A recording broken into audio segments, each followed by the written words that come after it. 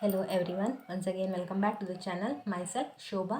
ಇವತ್ತಿನ ಈ ಸೆಷನಲ್ಲಿ application for scholarship, ಒಂದು ಸ್ಕಾಲರ್ಶಿಪ್ಗೆ ಅಪ್ಲೈಯನ್ನು ಮಾಡುವಂಥ ಟೈಮಲ್ಲಿ ಯಾವ ರೀತಿಯಾಗಿ ಅರ್ಜಿಯನ್ನು ಬರೀಬೇಕು, ಯಾವೆಲ್ಲ ಮ್ಯಾಟರ್ಸ್ಗಳನ್ನು ನಿಮ್ಮ ಅಪ್ಲಿಕೇಶನಲ್ಲಿ ಇನ್ಕ್ಲೂಡ್ ಮಾಡಬೇಕಾಗುತ್ತೆ, ಯಾವ ರೀತಿಯಾಗಿ ಎಫೆಕ್ಟಿವ್ ಆದಂತಹ ಒಂದು ಸ್ಕಾಲರ್ಶಿಪ್ಗೆ ಅಪ್ಲಿಕೇಶನನ್ನು ಬರಿಬೇಕು ಅನ್ನೋದನ್ನು ನಾನೊಂದು ಮಾಡೆಲನ್ನು ಇಟ್ಕೊಂಡಿಲ್ಲಿ ಎಕ್ಸ್ಪ್ಲೇನ್ ಮಾಡ್ತಾ ಹೋಗ್ತೇನೆ. ಅದು ನಿಮಗೆ ಈಸಿ ಆಗ್ಬೋದು ಅನ್ನುವಂಥ ಉದ್ದೇಶದಿಂದ ಸಿಂಪ್ಲೆಸ್ಟಾಗಿ ಇಲ್ಲಿ ಎಕ್ಸ್ಪ್ಲೇನ್ ಮಾಡ್ತಾ ಹೋಗ್ತೇನೆ. Okay, let's move with the topic. ನೋಡಿ, ಒಂದು ಅಪ್ಲಿಕೇಶನನ್ನು ಬರೆಯುವಾಗ, ಅಂದರೆ ಸ್ಕಾಲರ್ಶಿಪ್ಗೆ ಅಪ್ಲಿಕೇಶನನ್ನು ಬರೆಯುವಾಗ ನೀವು 4 ಫ್ಯಾಕ್ಟರ್ಸ್ಗಳನ್ನು ಅದರಲ್ಲಿ ಮೆನ್ಷನ್ ಮಾಡಬೇಕಾಗುತ್ತೆ, ಅಥವಾ 4 ಪ್ಯಾರಾಗ್ರಾಫನ್ನು ನೀವು ಮಾಡಬೇಕಾಗುತ್ತೆ ಬಾಡಿ ಆಫ್ ದ ಲೆಟ್ರಲ್ಲಿ.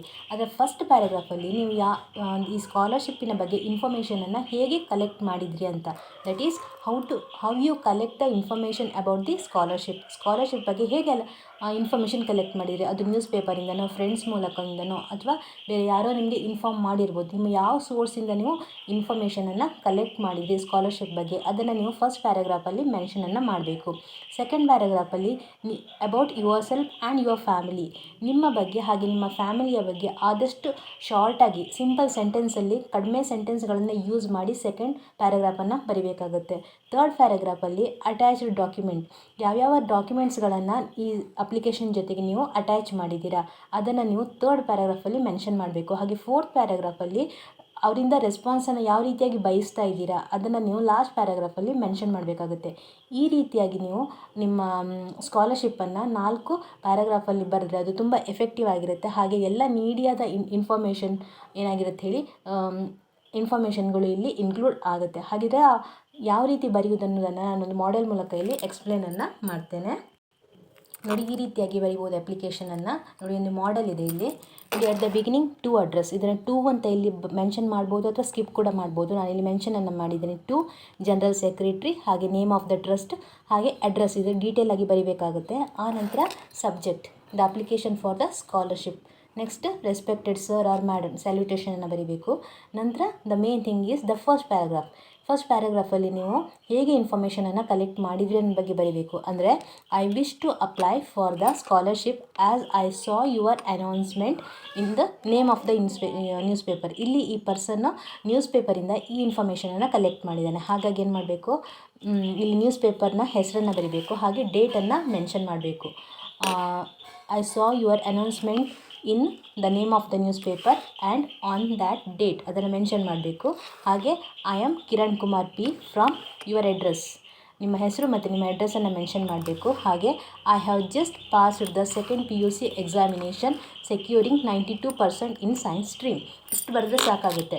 ಎಲ್ಲಿಂದ ಕಲೆಕ್ಟ್ ಮಾಡಿದ್ರಿ, ನಿಮ್ಮ ಹೆಸರು, ಹಾಗೆ ನೀವು ಈ ಜಸ್ಟ್ ಯಾವ ಕೋರ್ಸನ್ನು ಕಂಪ್ಲೀಟ್ ಮಾಡಿದ್ರಿ ಅದ್ರ ಬಗ್ಗೆ ಶಾರ್ಟಾಗಿ ಬರೆದ್ರೆ ಫಸ್ಟ್ ಪ್ಯಾರಾಗ್ರಾಫ್ ಕಂಪ್ಲೀಟ್ ಆಗುತ್ತೆ. And move with the second paragraph. ನೋಡಿ, ಸೆಕೆಂಡ್ ಪ್ಯಾರಾಗ್ರಾಫಲ್ಲಿ ನಾನು ಆಗಲೇ ಹೇಳಿದಾಗೆ ನಿಮ್ಮ ಫ್ಯಾಮಿಲಿಯ ಬಗ್ಗೆ ಬರೀಬೇಕು. It should be in a simple form. ನೋಡಿ, I am from the poor farmer family. My parents cannot afford the expense on my higher studies. I am there for applying for the scholarship. ನಾನು ಒಂದು ಬಡತನದ ರೈತ ಕುಟುಂಬದಿಂದ ಬಂದವನು. ಹಾಗೆ ನನ್ನ ತಂದೆ ನನ್ನ ಪಾಲಕರು ಅಥವಾ ನನ್ನ ಪೇರೆಂಟ್ಸ್ ನನ್ನ ಹೈಯರ್ ಡಿಗ್ರಿಯ ಎಕ್ಸ್ಪೆನ್ಸನ್ನು ಬೇರ್ ಮಾಡಲಿಕ್ಕೆ ಅವ್ರ ಕೈಲಿ ಸಾಧ್ಯ ಆಗ್ತಾ ಇಲ್ಲ. ಸೊ ಆ ಒಂದು ಉದ್ದೇಶದಿಂದ ನಾನು ಇಲ್ಲಿ ಸ್ಕಾಲರ್ಶಿಪ್ಗೆ ಅಪ್ಲೈ ಮಾಡ್ತಿದ್ದೇನೆ ಅಂತ ಶಾರ್ಟಾಗಿ ಸೆಕೆಂಡ್ ಪ್ಯಾರಾಗ್ರಾಫಲ್ಲಿ ನೀವು ಅದನ್ನ ಮೆನ್ಷನ್ ಮಾಡಬೇಕಾಗುತ್ತೆ. ಹಾಗೆ ಥರ್ಡ್ ಪ್ಯಾರಾಗ್ರಾಫಲ್ಲಿ ನೀವು ಅಟ್ಯಾಚ್ ಮಾಡಿದಂಥ ಜೆರಾಕ್ಸ್ ಕಾಪೀಸ್ಗಳು ಅಥವಾ ಸರ್ಟಿಫಿಕೇಟ್ಸ್ಗಳು ಅಂತ ಹೇಳ್ಬೋದು, ಅದನ್ನು ಹೇಳಬೇಕು. ನೋಡಿ, ನಾ photo copies of my certificates and CV to be attached here will be tell you the details. ನೋಡಿ, ಇಲ್ಲಿ ನನ್ನ ಎಲ್ಲ ಸರ್ಟಿಫಿಕೇಟ್ಸ್ಗಳ ಕಾಪೀಸ್ಗಳನ್ನು ನಾನಿಲ್ಲಿ ಅಟ್ಯಾಚ್ ಮಾಡಿದ್ದೇನೆ. ಅದ್ರ ಜೊತೆಗೆ CV ಕೂಡ ಅಟ್ಯಾಚ್ ಮಾಡಿದ್ದೇನೆ. ಅದು ನನ್ನ ಬಗ್ಗೆ ಎಲ್ಲ ಡೀಟೇಲ್ಸನ್ನು ನಿಮಗೆ ಪ್ರೊವೈಡ್ ಮಾಡುತ್ತೆ ಅನ್ನೋದನ್ನು ನೀವು ಥರ್ಡ್ ಪ್ಯಾರಾಗ್ರಾಫಲ್ಲಿ ಮೆನ್ಷನ್ ಮಾಡಬೇಕು. ಹಾಗೆ finally and last paragraph, I am looking forward to get the favourable response from you. ನಾನು ನಿಮ್ಮಿಂದ ಒಂದು ಫೇವ್ರೇಬಲ್ ಆದಂತಹ ರೆಸ್ಪಾನ್ಸನ್ನು ನಿರೀಕ್ಷೆ ಮಾಡ್ತಾ ಇದ್ದೇನೆ ಅನ್ನೋದನ್ನು ಕೇವಲ ಒಂದೇ ಸೆಂಟೆನ್ಸಲ್ಲಿ ಹೇಳಿ ನಿಮ್ಮ ಬಾಡಿ ಆಫ್ ದ ಲೆಟ್ರನ್ನು ಏನು ಮಾಡಬೇಕಾಗುತ್ತೆ, ಇಲ್ಲಿಗೆ ಕಂಪ್ಲೀಟ್ ಮಾಡಬೇಕಾಗುತ್ತೆ. ಆನಂತರ ಫೈನಲಿ ಥ್ಯಾಂಕಿಂಗ್ ಯು.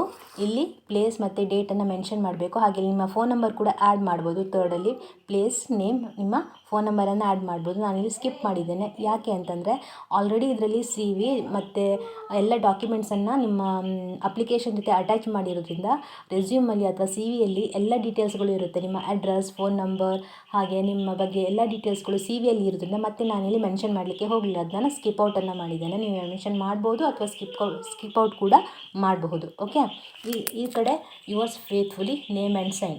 ನೋಡಿ, ನೇಮ್ ಸೈನ್ ಬರೆಯುವಾಗ ಫಸ್ಟ್ ನಿಮ್ಮ ಹೆಸರು ಸಿಗ್ನೇಚರನ್ನು ಹಾಕಿ ಅದ್ರ ಕೆಳಗೆ ನಿಮ್ಮ ಹೆಸರನ್ನು ಬರೆದು ಅದನ್ನು ಬ್ರೆಕೆಟಲ್ಲಿ ಇಡಬೇಕಾಗುತ್ತೆ. ಇಲ್ಲಿ ನೋಡಿ, ಸೈನ್ ಹಾಕಿ ಕೆಳಗೆ ಕಿರಣ್ ಕುಮಾರ್ ಪಿ ಅಂತ ಬರೆದು ಅದನ್ನ ಬ್ರೆಕೆಟಲ್ಲಿ ಬರೆದಿದ್ದಾರೆ. ಈ ರೀತಿಯಾಗಿ ಮೆನ್ಷನನ್ನು ಮಾಡಬೇಕಾಗುತ್ತೆ, ನೇಮ್ ಆ್ಯಂಡ್ ಸಿಗ್ನೇಚರ್. ಓಕೆ,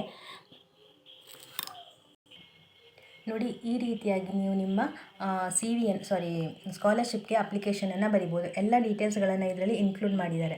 ಅಪ್ಲಿಕೇಶನ್ನ ಓದುವವರಿಗೆ ಯಾವುದೇ ರೀತಿಯಾದಂಥ ಡೌಟ್ ಬರಲಿಕ್ಕೆ ಸಾಧ್ಯ ಇಲ್ಲ. ಈ ರೀತಿಯಾಗಿ ಸಿಂಪ್ಲೆಸ್ಟ್ ಆಗಿ ಹಾಗೆ ಇಫೆಕ್ಟಿವ್ ಆಗಿ ನೀವು ಅಪ್ಲಿಕೇಶನನ್ನು ಬರಿಬೋದು. ಓಕೆ, ಯಾವುದೇ ರೀತಿ ಡೌಟ್ಸ್ ಇದ್ದರೆ ಕಮೆಂಟ್ ಮಾಡೋದ್ರ ಮೂಲಕ ತಿಳಿಸ್ಬೋದು. Thanks for watching. Meet you in the next session.